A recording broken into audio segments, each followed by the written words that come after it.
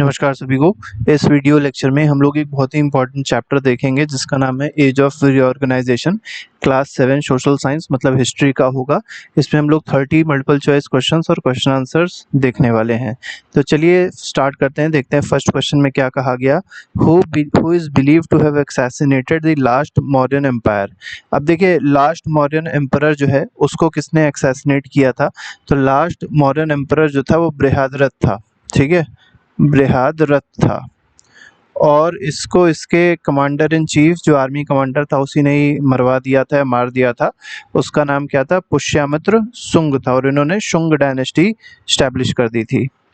The period after the fall of Maurya empire is known as the dash. अब देखिए जब Mauryan empire का and होता है, आपको पता है लास्ट मौर्यन एम्पायर जब मार दिया गया तो मौर्यन एम्पायर का एंड होता है, तो क्या होता है छोटे छोटे बहुत सारे एम्पायर्स यहाँ पर इस्टेब्लिश होने लग जाते हैं। तो इसीलिए इसको क्या कहा गया, एज ऑफ रीऑर्गेनाइजेशन कहा गया। तो सी ऑप्शन बिल्कुल सही है। विच dynasty did Pushyamitra Shunga establish. अब पुष्यमित्र शुंग जो है इसने कौन सी डायनेस्टी स्टैब्लिश करी थी, तो इसने शुंग डायनेस्टी को स्टैब्लिश किया था। डी ऑप्शन बिल्कुल सही हो जाएगा। अब यहाँ पर आप देख सकते हैं आगे क्वेश्चन जो कहा गया उसी से रिलेटेड है। What Vedic ritual did Pushyamitra Shunga perform to assert his power.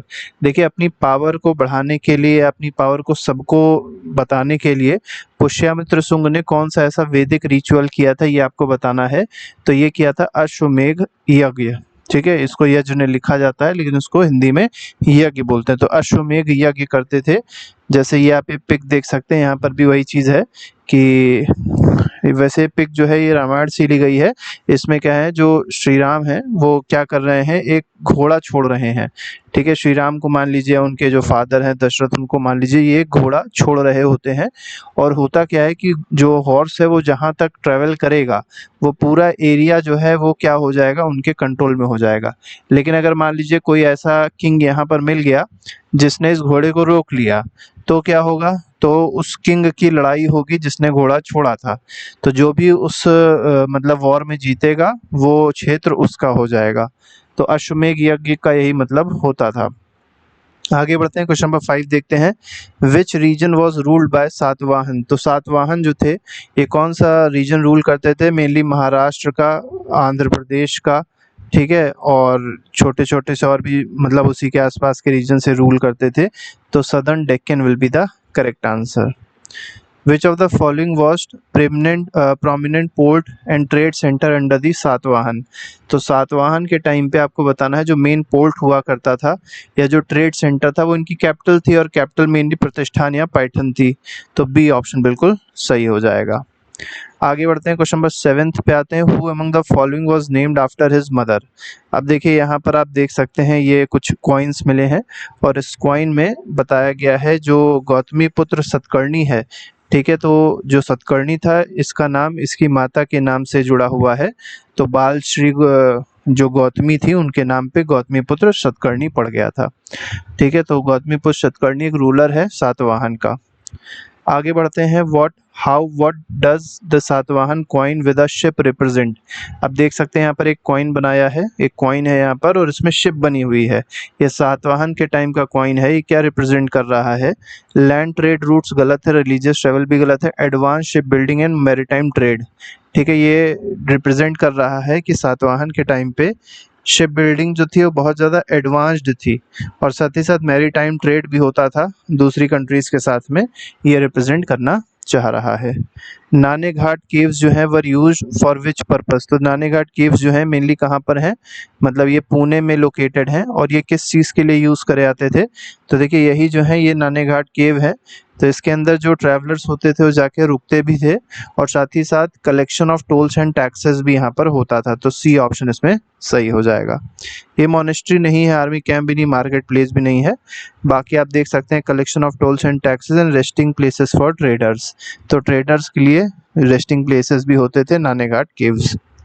Which script was use in inscription from Satavahana period. अब देखिए कौन सी स्क्रिप्ट यूज करी गई है इंस्क्रिप्शंस में। तो ये ब्राह्मी स्क्रिप्ट जो है उसको यूज किया गया है, ठीक है। तो बी ऑप्शन बिल्कुल सही है। नेक्स्ट क्वेश्चन पे आते हैं, अगला क्वेश्चन देखेंगे, क्वेश्चन नंबर 11 है। Who was the most well known ruler of Chedi dynasty. अब चेदी डायनेस्टी का जो सबसे वेल नोन रूलर है, फेमस रूलर रहा है, कौन रहा है? तो करिकाल चोल रूलर था। पुष्यमित्र शुंग जो है शुंग के रूलर हैं। Kharavela is the correct answer. तो चेदी डायनेस्टी जो है मेनली कहाँ पर है? उड़ीसा में यहाँ पे देखेंगे चेदी डायनेस्टी। तो खारवेल इसका सबसे इंपॉर्टेंट रूलर था। आगे बढ़ते हैं। Hathi Gumpha inscription is found in which state. तो हाथी गुम्फा इंस्क्रिप्शन जो है ये खारवेल से ही रिलेटेड है। तो किस स्टेट में पाया जाता है? ये पाया जाता है उड़ीसा में। और ये देखिए हाथी गुम्फा इंस्क्रिप्शन यही है, ठीक है। हाथी गुम्फा केव्स है यहाँ पर। The Sangam age is associated with which region of India. देखिए संगम का मतलब क्या होता है? जहाँ पर कई सारे पोएट्स आके मिलते थे तो उसी को संगम कहा गया। मेनली साउथ इंडिया की बात है और कई सारी यहाँ पर पोएम्स लिखी गई थी, उनके बारे में चर्चा हुई है, जैसे शिल्पाधिकारम है, ठीक है, इलांगो अधिकल है, ये सब चीज़ें और भी बहुत सारी हैं जो लिखी गई हैं संगम एज में। आगे आते हैं। The famous ancient water work project Kallanai was constructed by which ruler. अब देखिए यहाँ पर बात करी गई है कल्लानाई की। मेनली क्या होता था? वाटर को डाइवर्ट करने के लिए, जो कावेरी का वाटर है उसको डाइवर्ट करने के लिए इसको यूज़ किया गया था। अब आपको बताना है ये किस रूलर ने इसको बनवाया है। तो ये चोल के टाइम पे बनवाया गया था, तो करिकाल चोल ने इसको बनवाया था। तो बी ऑप्शन बिल्कुल सही है। द टर्म भिक्षु राज रेफर्स टू विच रूलर। तो भिक्षु राज जो है ये किस रूलर को कहा जाता है, ये आपको यहाँ पर बताना है। तो ये खारवेल को कहा जाता है। और खारवेल के बारे में एक बात और याद रखिएगा कि ये जैन फॉलोअर था, ठीक है, जैनिज्म का फॉलोअर था खारवेल। नेक्स्ट पे आते हैं। Which dynasty ruled over Vanji Karur. अब देखिए वांजी या करूर जो आज बोला जाता है इसको करूर बोला जाता है। तो ये कौन सी डायनेस्टी यहाँ पर रूल करती थी ये बताना है आपको। तो चेरा डायनेस्टी जो है वो रूल करती थी। इस पे कैपिटल है मेनली वांजी चेरा की। आगे आते हैं। क्वेश्चन नंबर 17 देखेंगे। The Indo Greek coin sometimes featured which Indian deity. अब देखिए इंडो ग्रीक कॉइन्स में कौन सी इंडियन डीटी देखने को मिलती है कई बार? तो इंद्र नहीं देखने को मिलते हैं, कृष्ण वासुदेव देखने को मिलते हैं। तो बी ऑप्शन बिल्कुल सही है। What was the main theme of Tamil epic Silappatikaram. ठीक है, ये शिलापदिकारम जो है ये मेनली कन्नगी और कोवलन की कहानी है, ठीक है। इससे रिलेटेड आप अगर देखेंगे तो प्रसार भारती की वीडियो भी पड़ी हुई है जो बहुत अच्छी वीडियो, उसमें आप पूरी कहानी समझ जाएंगे शिल्पाधिकारम की कहानी क्या है, ठीक है। तो आगे बढ़ते हैं। तो यहाँ पर पूछा गया है किससे रिलेटेड है, थीम क्या है इसकी? तो जस्टिस एंड धर्म इसकी थीम है। C option is correct. The Kushan made contribution to which art style. अब देखिए कुषाण का जो कंट्रीब्यूशन रहा है वो किस आर्ट स्टाइल में रहा है? तो चोल एंड चेरा गलत है, मथुरा एंड गंधार ये बिल्कुल सही है, ठीक है। अब यहाँ पर देखा जाए गंधार जो है ये मेनली इंडो ग्रीक है, इंडो और ग्रीक का मिक्सचर है, इसमें आर्ट स्टाइल है, ठीक है। लेकिन कंट्रीब्यूशन कुषाण का भी रहा है जैसे कनिष्क, ठीक है। इसमें याद रखिएगा सबसे इंपॉर्टेंट कंट्रीब्यूशन किसका है? कनिष्क का है, ठीक है। कभी कभी पूछा था कनिष्क जो है ये किस डायनेस्टी से बिलोंग करते हैं? कुषाण डायनेस्टी से बिलोंग करते हैं कनिष्क। विच स्क्रिप्ट इज यूज बाय हाथी गुम्फा इंस्क्रिप्शन। तो कौन सी स्क्रिप्ट यूज करी गई हाथी गुम्फा इंस्क्रिप्शन में? देवनागरी नहीं, तमिल ब्राह्मी नहीं, ब्राह्मी स्क्रिप्ट यूज करी गई है। तो सी ऑप्शन बिल्कुल सही है। Shaka Samvat was adopted at Indian national calendar. देखिए Indian national calendar Shaka Samvat adopt किया गया था कब? ये 1957 में अडॉप्ट किया गया था। सी ऑप्शन बिल्कुल सही है। अब हम लोग शॉर्ट और लॉन्ग क्वेश्चंस पे आते हैं। इसमें पहला क्वेश्चन कह रहा है who was Pushyamitra Shunga and what was his significance in Indian history. तो पुष्यमित्र शुंग आपने देखा है कमांडर इन चीफ था मौर्य एम्पायर का, ठीक है। और इसने क्या किया था? एक्सैसिनेट कर दिया था लास्ट मौर्यन एम्पायर को और एक नई डायनेस्टी जिसका नाम था शुंग डायनेस्टी उसको एस्टैब्लिश कर दिया था, ठीक है। और इसके रूल को क्या कहा गया है? मतलब एक बिगिनिंग हो गई थी पोस्ट मॉडर्न एम्पायर की, या जिसको एज ऑफ रीऑर्गेनाइजेशन भी कहा जाता है। What was the importance of Ashwamedha yagya. तो अश्वमेघ यज्ञ का इम्पोर्टेंस क्या था? तो ये एक वैदिक रिचुअल था where horse was let loose to wander. तो एक हॉर्स था उसको पूरे में मतलब जो भी क्षेत्र में वो घूमता था वो क्षेत्र उसका हो जाता था जिस राजा ने उस हॉर्स को छोड़ा होता था। Territories it passed through unchallenged were considered under the king's control। वही बात है, it was performed to assert royal supremacy। ठीक है, तो रॉयल सुप्रीमेसी मिल जाती थी उसको, मतलब वो क्षेत्र उस राजा का हो जाता था। Name two dynasties that emerge during age of reorganisation. तो पोस्ट मॉडर्न एम्पायर के टाइम पे पहली तो शुंग डायनेस्टी है जो इमर्ज हुई है, और दूसरी सातवाहन इमर्ज हुई है। सातवाहन साउथ की और ये शुंग डायनेस्टी जो है नॉर्थ इंडिया की है। लॉन्ग क्वेश्चंस पे आते हैं। Explain the significance of Satavahana dynasty in terms of trade and culture. तो इम्पोर्टेंस बताना है सातवाहन डायनेस्टी का ट्रेड और कल्चर के टर्म्स में। तो सातवाहन के बारे में सबसे पहली चीज़ तो ये है कि ये कहाँ की डायनेस्टी है, तो महाराष्ट्र आंध्र प्रदेश में लिए फैली हुई थी, डेक्कन में फैली हुई थी। They facilitated flourishing trade both within India and with Roman empire. तो देखिए ये भारत के अंदर भी ट्रेड करती थी और भारत के बाहर जैसे रोमन एम्पायर के साथ भी ये ट्रेड करती थी, मेनली मैरीटाइम रूट से, specially via coastal ports. Maritime trade is evident from coins depicting ships.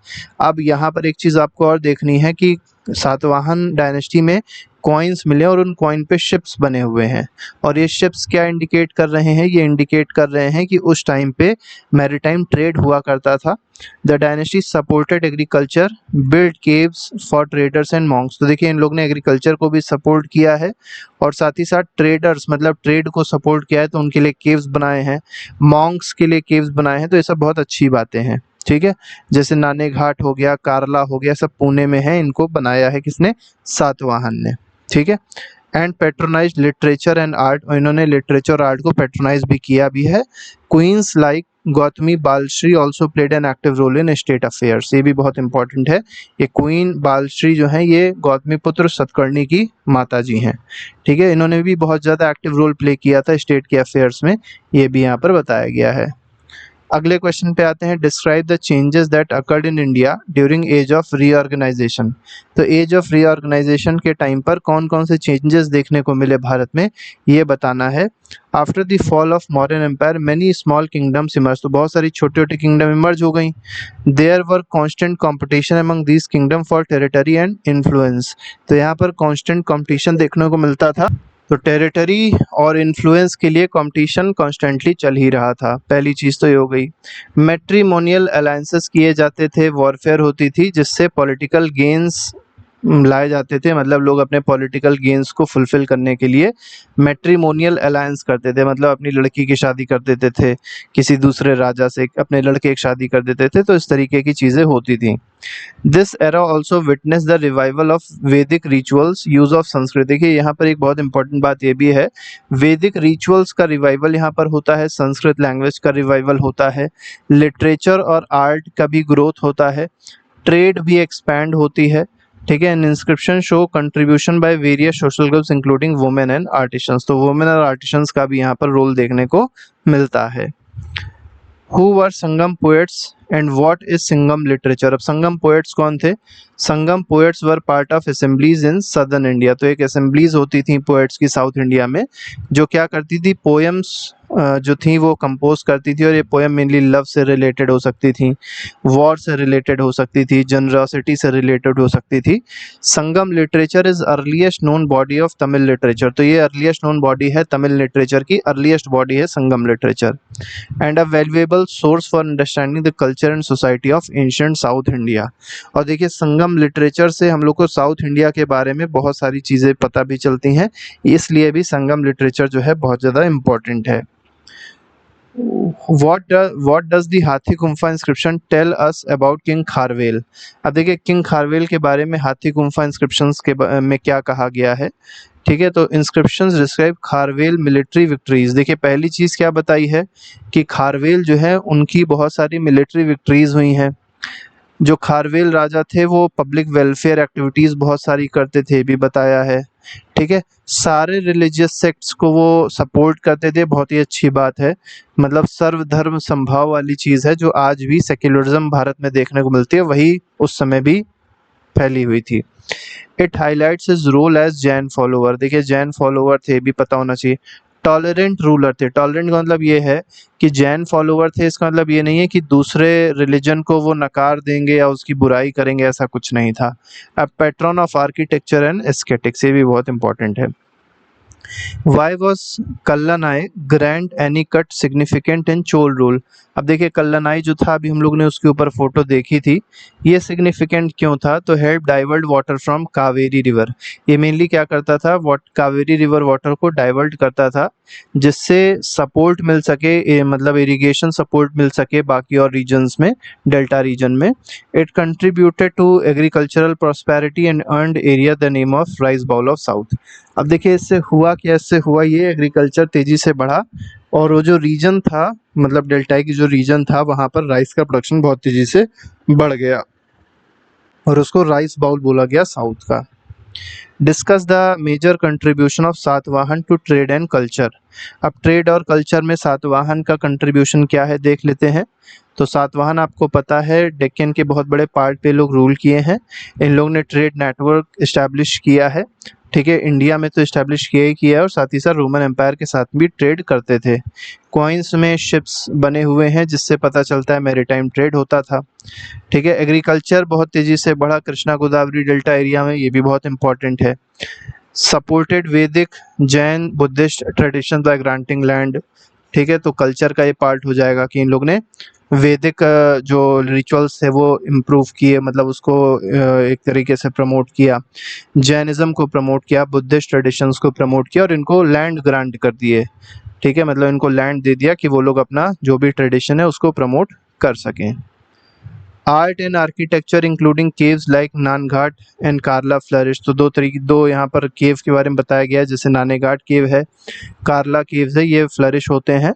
तो ये आर्ट और आर्किटेक्चर, मतलब ये एक तरीके से कल्चर का पार्ट हो जाएगा। Some kings were named after their mothers. अब यहाँ पर कुछ किंग्स ऐसे भी हैं जो जिनका नाम मदर के नाम पे था, जो showing the status of royal women in society. बिल्कुल सही है, जैसे गौतमी पुत्र सतकर्णी वाला केस हमने देखा था।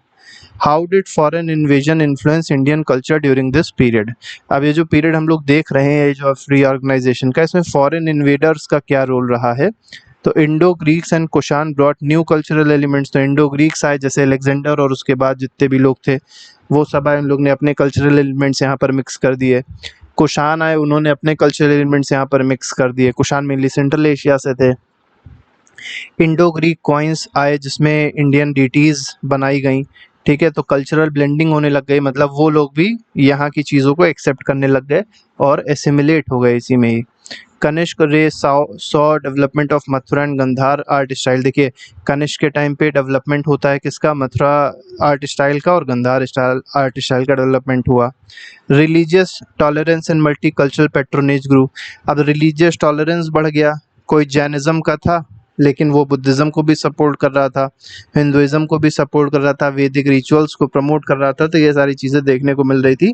इसका मतलब जो रिलीजियस टॉलरेंस था वो बढ़ रहा था, ठीक है, और मल्टी कल्चर जो था वो यहाँ पर क्रिएट हो रहा था। This exchange led to rise of hybrid art. अब यहाँ पर इसी वजह से हाइब्रिड आर्ट देखने को मिलती है, आर्किटेक्चर देखने को मिलता है हाइब्रिड, और wide spread use of Sanskrit भी देखने को मिलती है। तो इस तरीके से क्वेश्चंस थे जो बहुत ही ज़्यादा इंपॉर्टेंट थे इस चैप्टर के। इसके अलावा और कई सारे मल्टीपल चॉइस क्वेश्चंस और क्वेश्चन आंसर्स हैं जो प्लेलिस्ट में पड़े हैं, उसको आप जाके देख सकते हो, अपना रिविजन अच्छे से कर सकते हैं। अभी के लिए फिलहाल नहीं, thank you very much, goodbye, Jai Hind.